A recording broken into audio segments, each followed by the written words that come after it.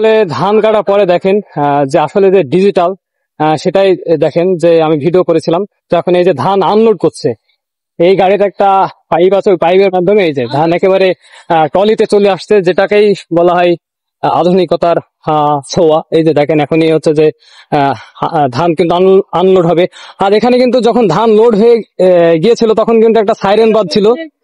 ওই সাইরেনটা দিলেই বুঝতে হবে যে আপনার এই যে ধানের যে ট্যাঙ্ক ক্যাপাসিটি লোড হয়ে গেছে। এখন এই যে ধান আনলোড হবে।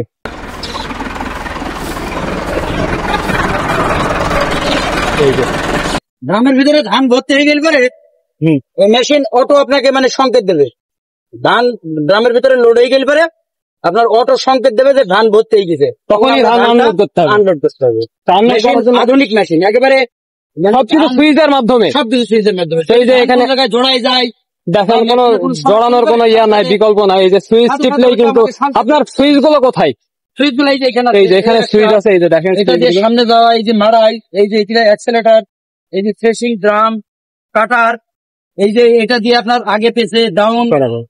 এই মেশিনটা সম্পূর্ণ আধুনিক এবং ধান যদি কোথাও জড়াই যায় সাথে সাথে মেশিনের সংকেত দেয়, সিগন্যাল দেবে কোথাও ওই জায়গায় একটা মানে প্রবলেম হয়েছে। তো এই জন্য মেশিনটা আসলে খুবই ভালো, কবুতা ইঞ্জিন। তো আমার স্যার জয়েন্ট ডাইরেক্টর জনাব মোহাম্মদ মোর্শেদুল আলম স্যার এই গাড়িটা এই বছরে এই থেকে আমাদের এই ফার্মে নিয়ে আসছে। তো তাতে আমরা মোটামুটি প্রায় 60-70 একর জমি অলরেডি ধান কাটা হয়ে গেছে, আর এখনো মাঠে স্ট্যান্ডিং ধান আছে প্রায় এখনো 50-60 একর ধান আছে। তো আমরা এই মেশিন দিয়ে কাটলে লেবার সময় দুটাই আমরা মানে এই থেকে সুবিধা পাই। আসলে ওই যে বলে না কথা আছে, কাঁচা মরিচের ঝাল বেশি। তো এই মেশিনটা দেখলে আসলে বোঝা যায়।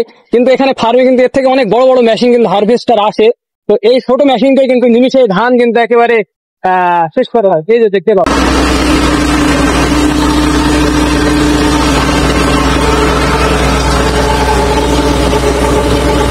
কি চমৎকার ভাবে ধানগুলা মেশিন এর মাধ্যমে ট্রলিতে আনলোড করা হচ্ছে। এখানে কোনো লেবার কিন্তু প্রয়োজন হচ্ছে না। একে বলে ডিজিটাল কৃষি প্রযুক্তি।